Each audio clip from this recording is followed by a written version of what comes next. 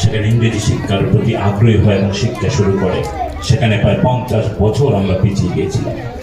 যুগের সাথে তাল মিলিয়ে নিজেদেরকে তৈরি করা, এই যে চিন্তা সময় মতো সময় উপযোগী সিদ্ধান্ত গ্রহণ করা, এবং তার জন্য আমি আবার অভিনন্দন জানাই স্কুলের কমিটিকে, যারা এই ধরনের একটা সময় উপযোগী সিদ্ধান্ত তারা নিয়েছেন।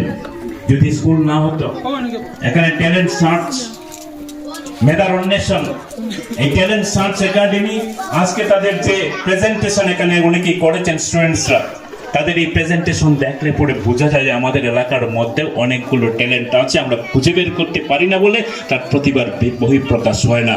এই ইনস্টিটিউশন সেই প্রতিভাগুলোর বহিঃপ্রকাশের ক্ষেত্রে গুরুত্বপূর্ণ ভূমিকা নিচ্ছে। আমি আশাবাদী এই ট্যালেন্ট সার্চ একাডেমির ছাত্ররা একদিনে তার পরিবার, এই এলাকা, আমাদের শহর কৈলাসহর, রাজ্যের মুখ উজ্জ্বল করবার ক্ষেত্রে গুরুত্বপূর্ণ ভূমিকা নেবেন।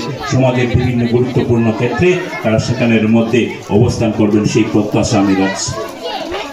একটা সময় বলা হতো যে ছাত্রানাং, সংস্কৃতে বলা হতো যে ছাত্রানাং অধ্যয়নং তপ, ছাত্ররা শুধুমাত্র লেখা।